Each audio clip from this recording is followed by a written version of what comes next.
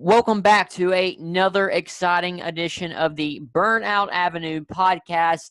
I'm your host, Zach Patton. Along with me is my co-host, Josh Neal. Josh, how are you doing tonight? Doing fabulous. How are you doing?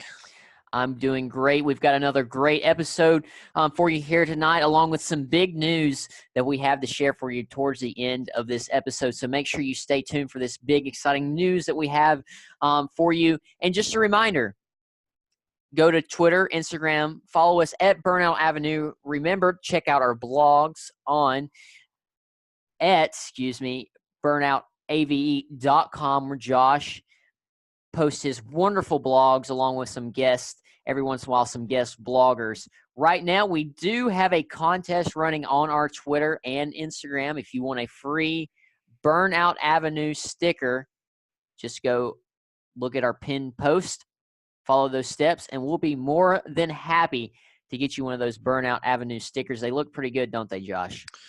Yeah, they came out pretty well. I think we have around 12, and I plan on giving every single one of them away. So, and if more people ask, we're getting more. Isn't that right? Yep. So, well, Texas, a exciting Texas race. Josh, what'd you think about it? I definitely thought it was the best race of the year. If you watched it, it's pretty exciting there because it brought back so many memories of the All-Star race last year. And if you remember the previous podcast, that's all I've been talking about was how this was supposed to be was like the All-Star race last year. So I was very impressed. I don't know necessarily if it was just how the track is. Texas is notably pretty fast, and they just couldn't get away from each other. You had Jimmy Johnson start on the pole, and nobody could pass him. You'd have people like Logano, he would come up there and try to pass him, but just seemed he couldn't pass him there for the first 40, 50, 60 laps.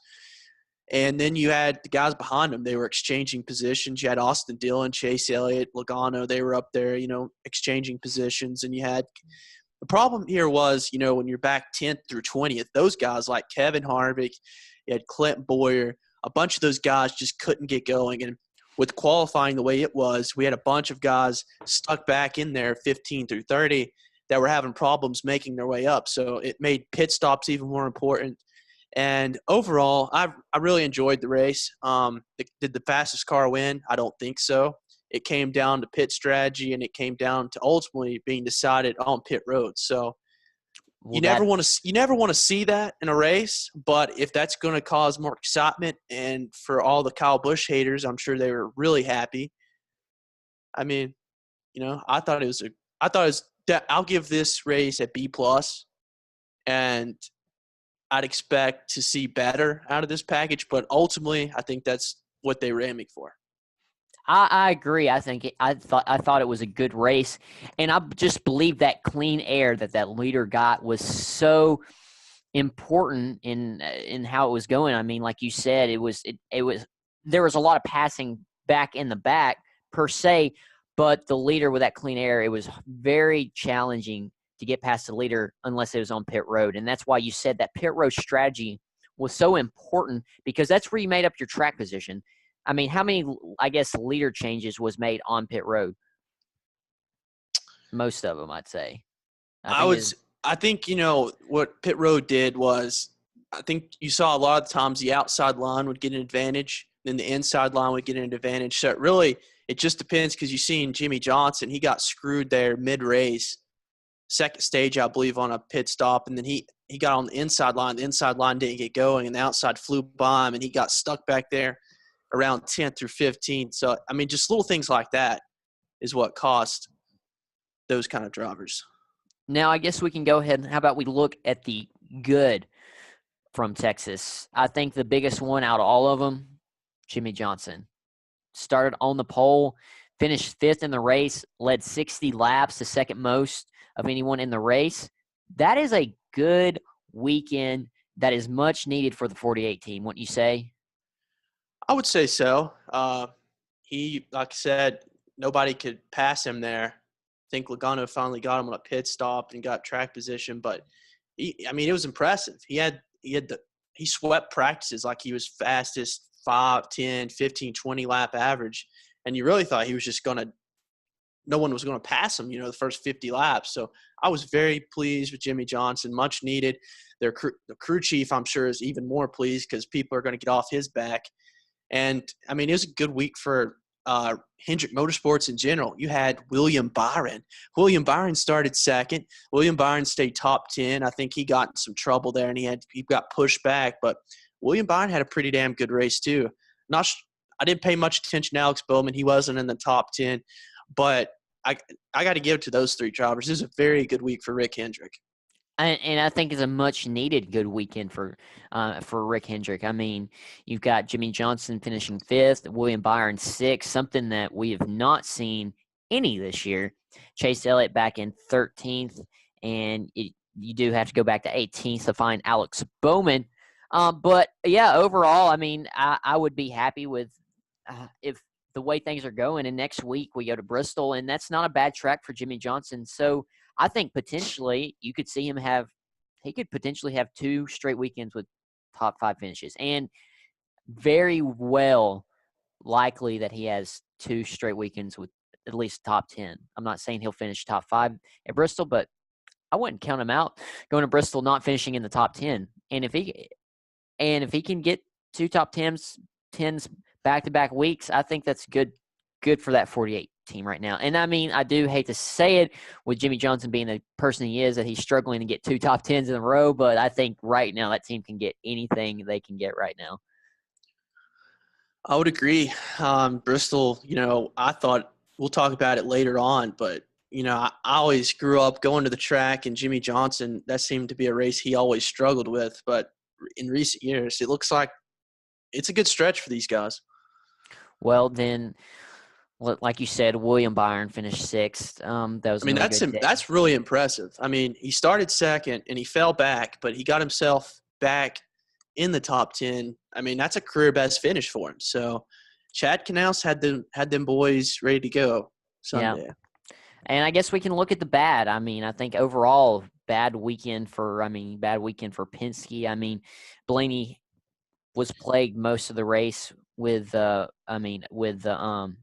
electrical and overheating problems, and he ended up finishing 37th. I mean, you have to go up and find Joey Logano in 17th, even though he led 8 laps, had a stage 1 victory.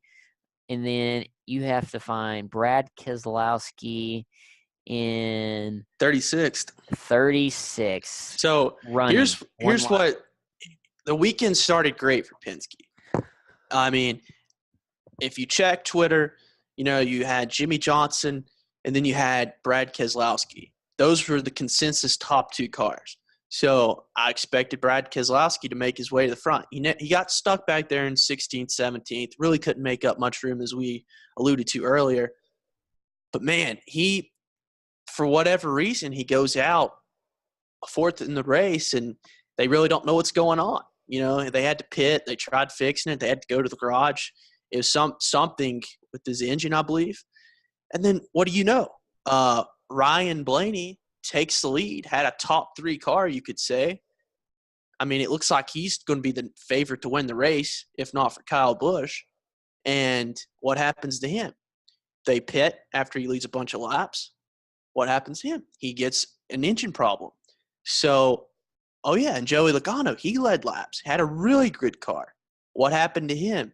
His hood started going in, something wrong with, the pins and the hood, and he had to pit. He got 2 laps down. He finally recovered, I believe, and finished 17th, which is probably not what he was hoping for, because arguably you could say Penske had 3 top 10 cars at the start of the race. What happened? They all finished outside the top 15. So very good week for Hendrick. Really poor week for Penske, but they obviously had the cars. Yeah, very uncharacteristic week for Penske, but it was a little flip-flop. I mean, I think you can argue Hendrick had a good weekend, and then Penske took their place of having a bad weekend. So, and it's unfortunate. And it was not necessarily a driver error. It was unfortunate luck for like Ryan Blaney, who had those problems with his car. But yeah, you had Joe Gibbs. I mean, you had Denny Hamlin, of course, winning the race. Eric Jones, impressive showing in 4th place. I mean, Then you have Kyle Busch 10th, and Kyle Busch seemed to be running away at the race after Blaney had his problem. Kyle Busch, what happens? He hits the wall coming off turn 2, I believe. That drops him back to like second or third. And what's he do again? He hits the wall a couple laps later, has to pit, gets a lap down. And that was well, I don't know if he got a lap down, but he got shuffled way back there. If he wasn't a lap down, he was almost a lap down. he finished 10th, led 66 laps. And I think that kind of goes back to what I don't know if you remember Alex Bowman's comments in qualifying where he said, you have no wiggle room to mess up here. And I think that may have also bit Kyle Busch this weekend. Too bad it was during the race, and unlike Alex Bowman when his happened in qualifying, but there was no room for error if he was out there driving this weekend. You had to be on your game, and I guess Kyle Busch was not on his best game. Even though he did lead 66 laps, he must just got a little too comfortable out there doing what he was doing, but he did. You can't blame anyone but himself. He's the one that ran the car into the wall. You are exactly right. It was his fault. So, but Denny Hamlin led 45 laps, won stage 2, race winner right there. And he had to overcome some errors on pit road. I think he had 2 speeding penalties. He may have just had 1, but for him, I mean, it's every single week. Every time he comes into pit road, that's the question. Is there anyone that's more nervous to pit than him? It was on green flag pit stops, I'm pretty sure. But, he had some cautions fall his way, and he was able to maintain lead lap. But, I mean, to have that bad luck, he obviously had some good luck with these other cars getting in trouble. So, I mean, yeah, he's got 2 wins already. People have been talking about Christopher Bell coming up, replacing him. Guess what? He's got 2 wins. He's not going anywhere for the foreseeable future, I would assume. No. Eric Jones is probably now put on the hot seat, and, he just started not too long ago. So, interesting developments going over there for the Joe Gibbs. Must be great to be them right now with all these so-called problems. But how about Daniel Suarez? Daniel Suarez, he had a really good car. He was top 5, he was, if not top 10, he was definitely right around top 5 all day long. That is really impressive for him. But I think just overall, you should mention Sturt-Haas Racing, Clint Boyer 2nd place, Eric Almirola 7th, Kevin Harvick 8th. It's a good all-around weekend for that team right there. 4 cars in the top 10. Yeah, they got sick and tired of hearing about Penske dominating the Ford camp, and they had a really strong race. So good for that Sturt-Haas group. Hey, I mean, if any track next week, Bristol, Penske can bounce back next week. I wouldn't doubt it. Yeah, but Penske's definitely up there. I guess we can talk about the big thing. I guess that came out of Texas was the ultimate fail again at qualifying. Basically, it was bad, Josh. It was exactly the way Fontana was, and NASCAR was said, "Oh, we're going to change it. We're going to try to." And it basically was exactly the same thing, if not worse, confusion-wise on their part. We talked about it on the podcast last Monday when they announced these new rules. All that they were doing was making them sit in their pits. They're allotted pit stall there for qualifying, and then when they come out on pit road, they have to leave. Well, they line up at the start of round 2, I believe. Was it round 2 or round 1? When Clint Boyer had those problems. That would be round 1.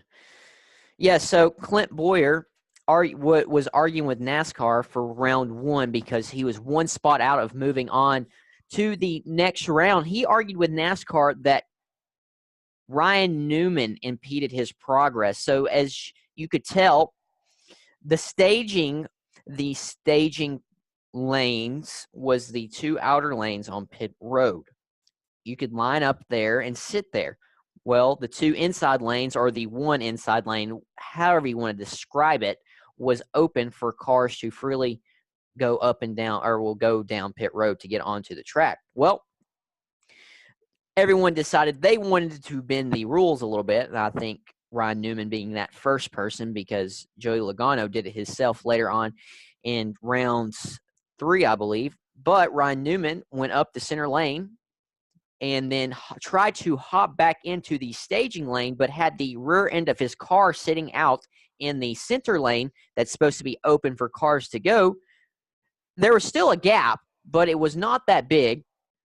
And Clint Boyer tried to go and struggled, or was a little nervous to go in between the outside cars and Ryan Newman's bumper.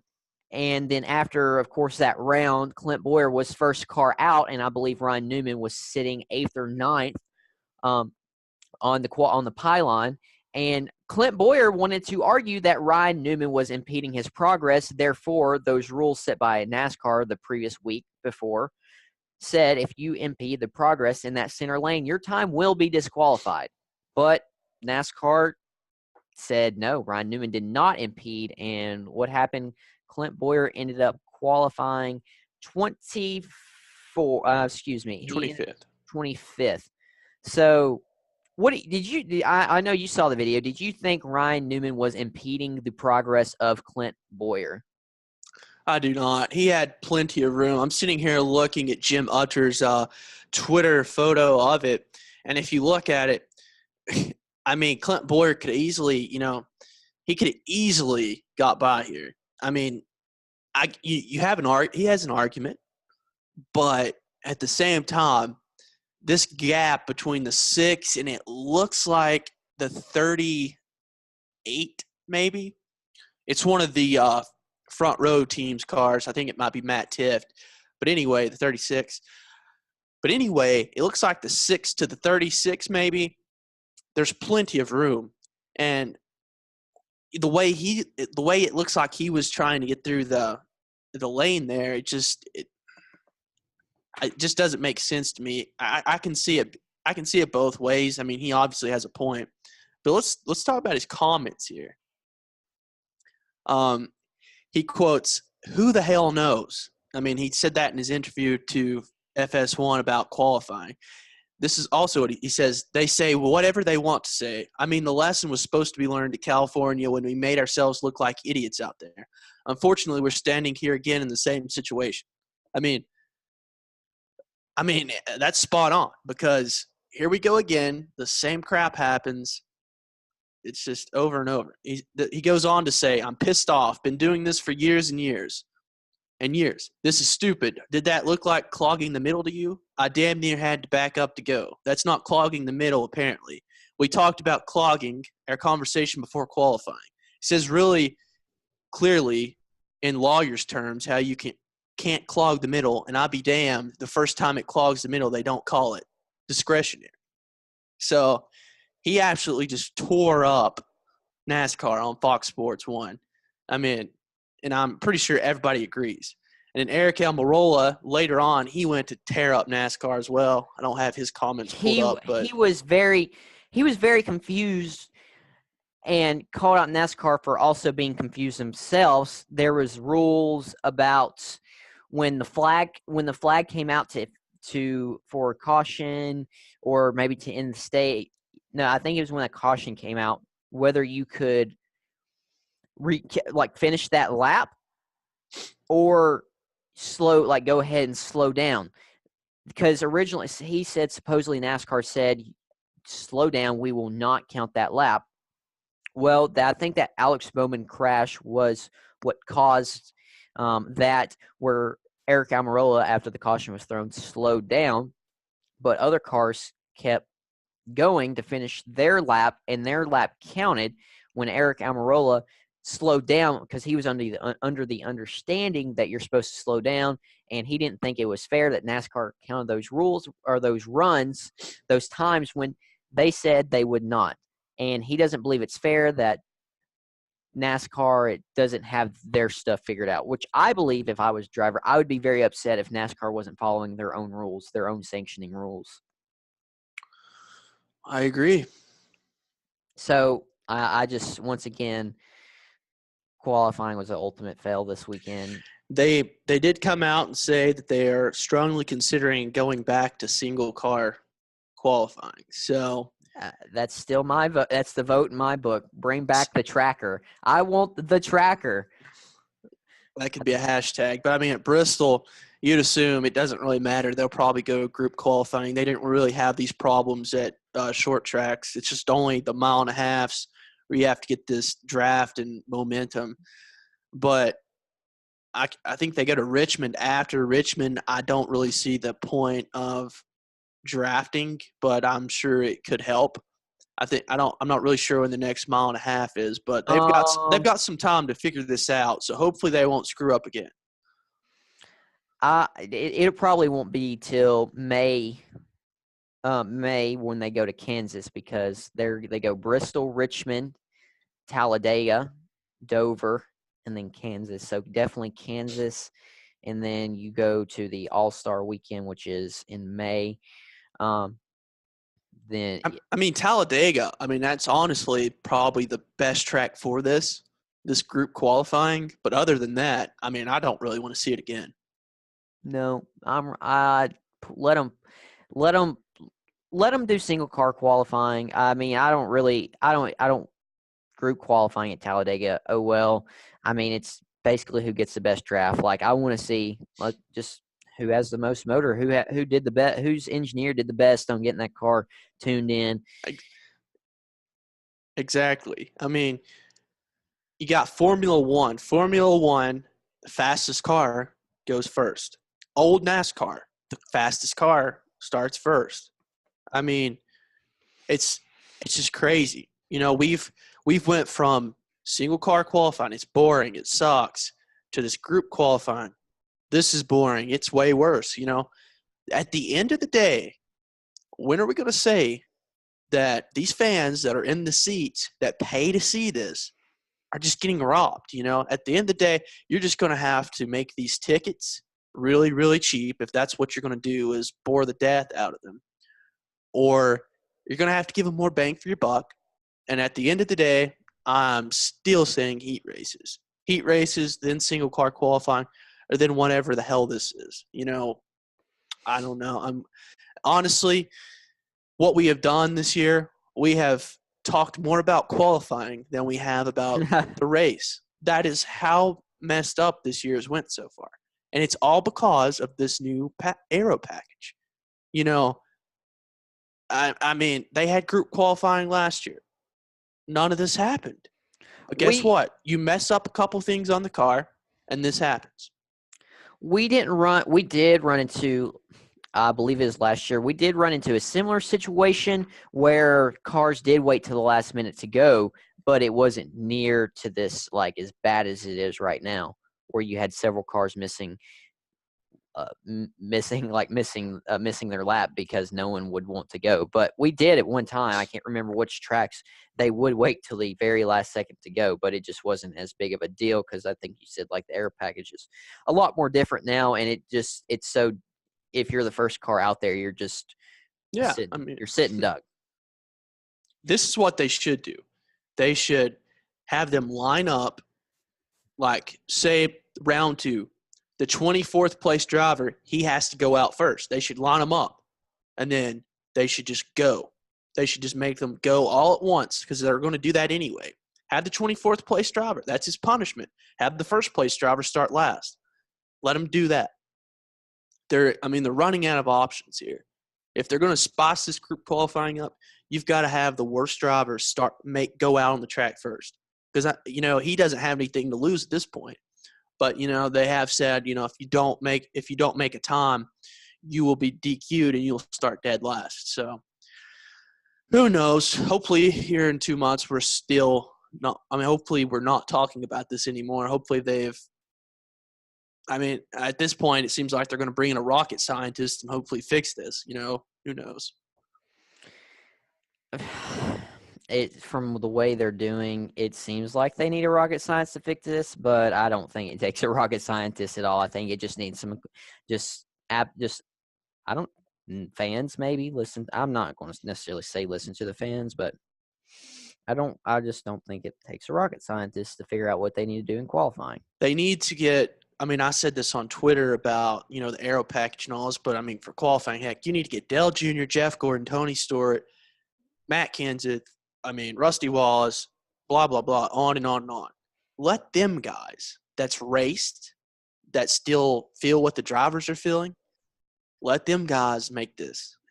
Quit having these damn executives that think they know everything. Let the drivers decide the rules, the aero package. Let them do it. Now that kind of makes me want to bring up a question. Do you feel like the president of NASCAR needs to be like a former driver that like has been in the sport and experienced it? I mean, I Instead would of say it being, yes. I would say that I don't know the rules to the T, but we need to have a guy like Dale Jr.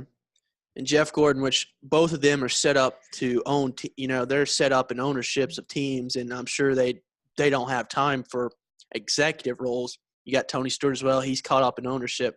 But I mean, a guy like Mark Martin, I'm not sure he owns a team. He does a podcast now. I mean, that's what you need. You need an executive, one of them. I don't know, but he needs to be the guy they go to and check with before they do these things, because he will check the pulse of the drivers and get how they feel. I'm not even sure if they're even asking the drivers how they feel about these changes. They're just marking it up on their Word document and publishing it and saying this is what's happening. Follow it or don't qualify. Supposedly, the new president walks around, is supposedly pretty visible in the garage area, and supposedly walks around with a notebook or a clipboard or a notebook writing down suggestions. That's what I heard. I don't know. That was earlier on in the season. I don't know if that's now. But honestly, I think Tony Stewart would be a great president just because he's been a driver, he's been a team owner, he's been a track owner. You don't find anyone else at NASCAR that's like that. Just a great driver that really knows, that's been around since early 2000s, I guess, who's came around, went through the car tomorrow, the Gen 5 cars, and has owned a track and knows what the track owners go through. So I think Tony Stewart, being a team owner, a former racer, and a track owner, he has the most common knowledge of all three put together. He sees it from everyone's perspective. Tony Stewart, president. That's just my solid thought. Point. He's like you said, he's seen it all. So, well, I guess we'll go ahead and talk about a little Bristol, the hometown track right here, just down the road from us. I know, Josh, you're excited. I guess can we go ahead and get to the big news? Do you want to tell everyone what you got in store? Yeah, so we have media credentials this weekend. So I will be at the track Friday, Saturday, and Sunday. So you can check out the Twitter. I'll be tweeting updates left and right. I'll probably wear the tweet button out. I'll get some, probably garage talk going on the Twitter machine. Hopefully post some pictures up on the Instagram, but it's really big. Hopefully I'll get to interview some drivers, get their thoughts and feelings for this package, how they feel about Bristol.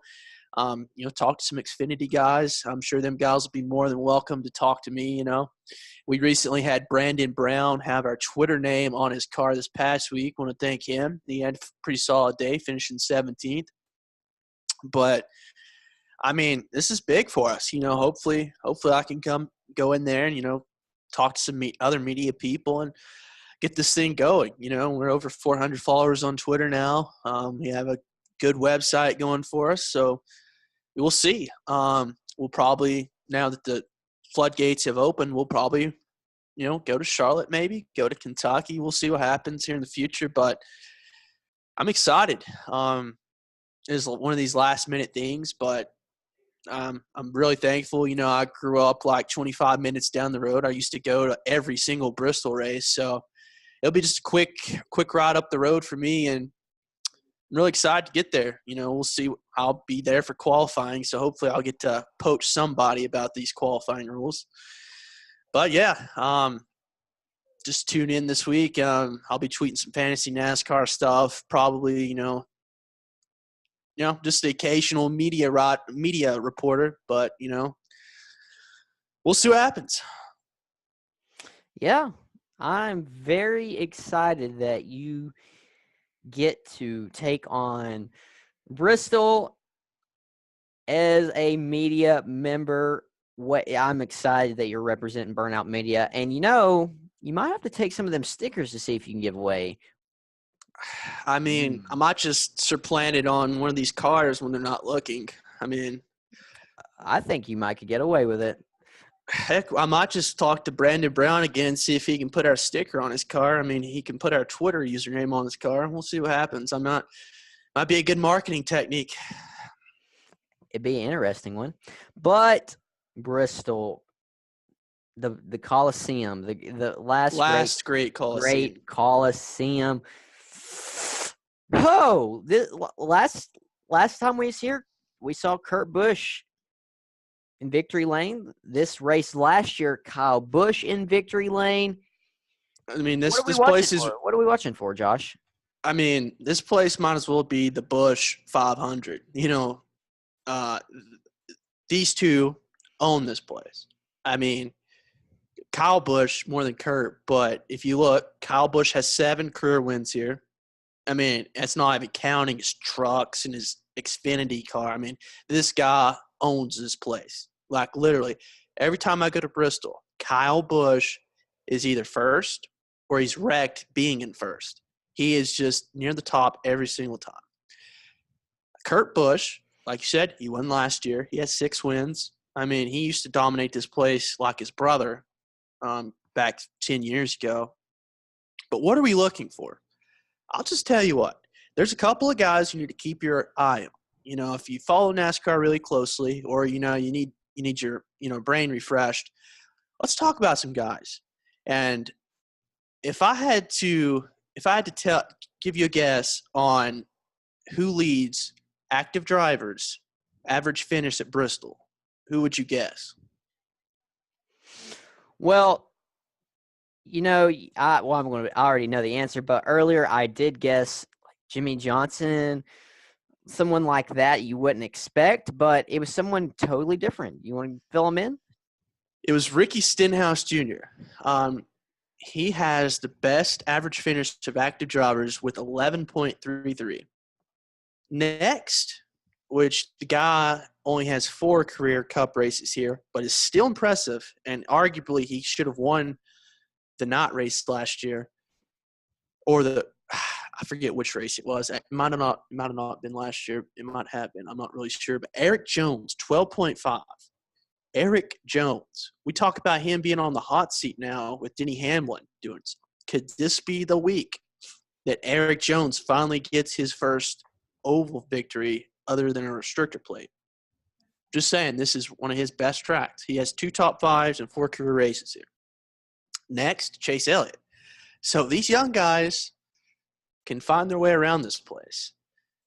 And if you want to talk about another young guy, Kyle Larson, he does really well here. So these dirt track guys that like getting up near the wall, this new configured Bristol that we've seen, it's no longer, the bump and run on the bottom. You have to be near the top. But I think, again, they're going to put some of that liquid, VHT, I think it's called.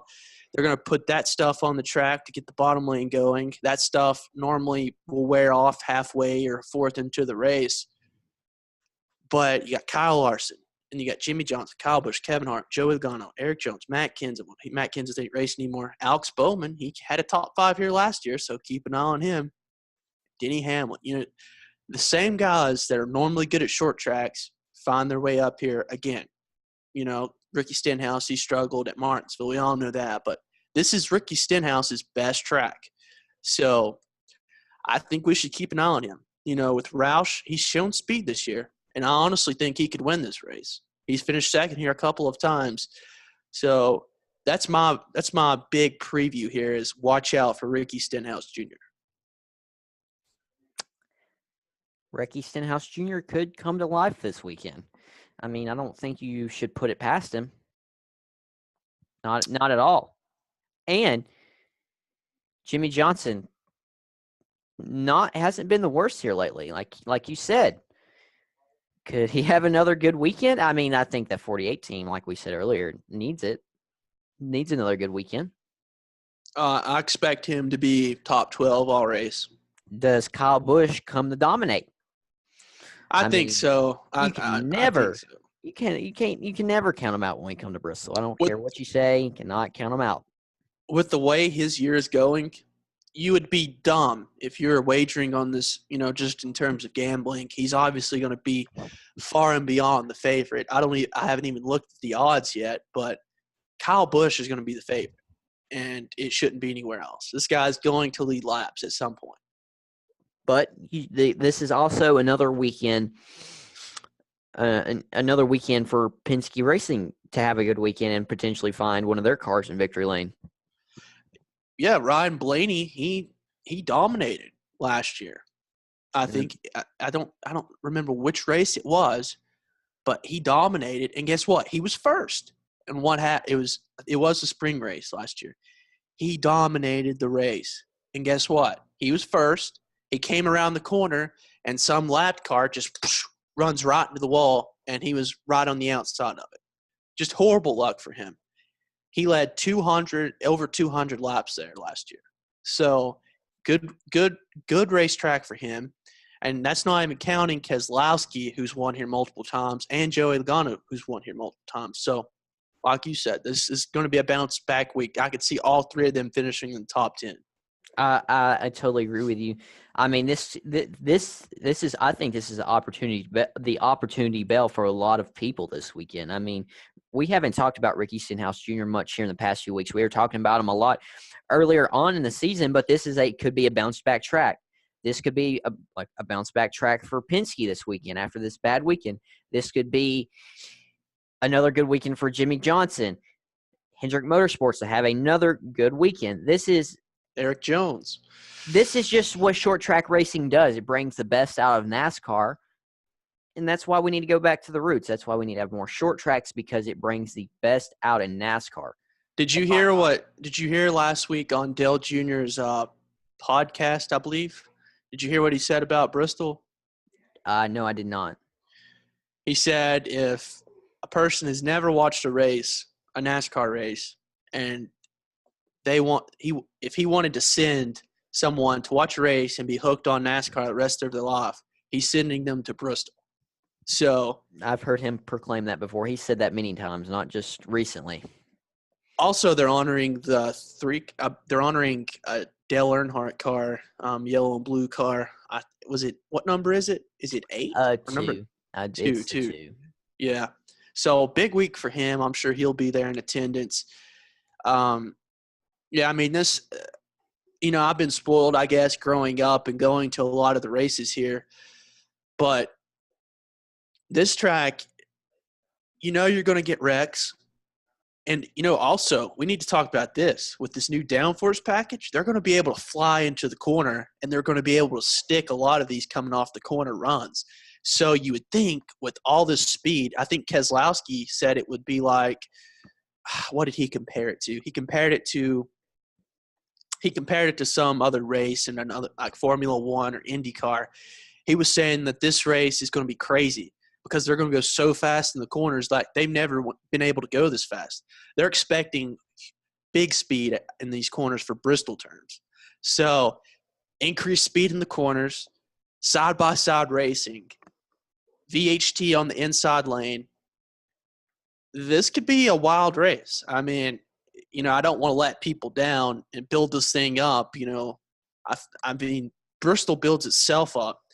But I'm just saying, with this new package and all the variables they got, and this is supposed to be the best speed they've ever had here, we could see a demolition derby, later on in the race with, if we get caution after caution after caution and guys wanting to win.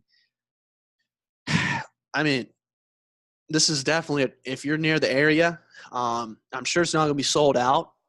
Just grab a ticket and go because, I mean, this could get crazy. I think it could. I mean, I've been to Bristol. You've been to Bristol plenty of times before. It's definitely a cool place to go to, just like the place, the location in itself. It's always an exciting race, night or day. I mean, you don't find another track like Bristol or a place like Bristol. The place is unbelievable. So it ought to be an exciting race. I don't, no matter what the package is or whatever, it's going to be an exciting race. But, yeah, 100%. Josh, you got anything else before we hop off here? Who do you got? We got to pick the winners. Last week, Ooh. my Kyle Larson pick, it did not go very well. Oh, no, it was Ryan Blaney. My Ryan Blaney pick looked good there.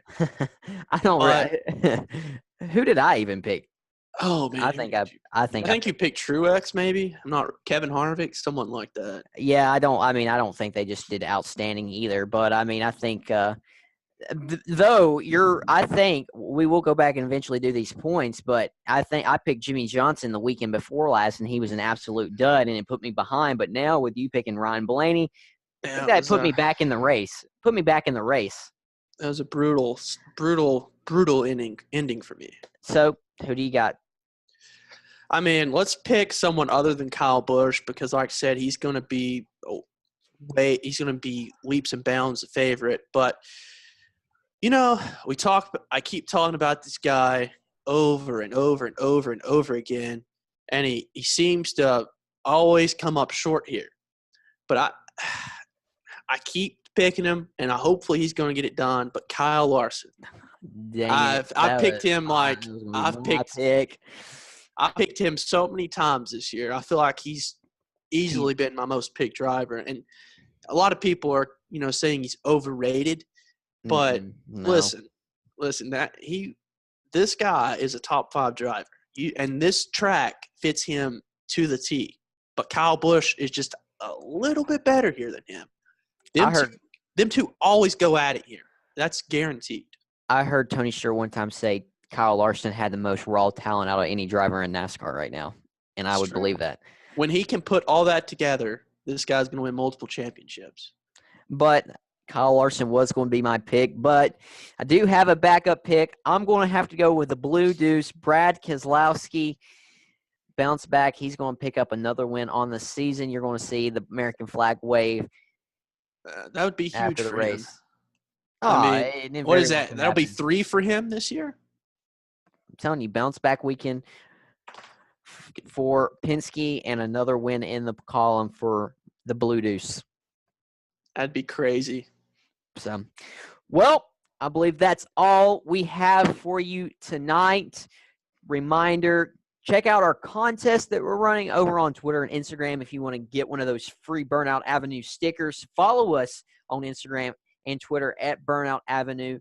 And then check us out on the web for all of our blogs, links to podcasts, whatever it may be at www.burnoutab.com. That's where you'll find everything. So, yeah, another good show, Josh. So, once again, that's Josh Neal. I'm Zach Patton. Stay tuned next week.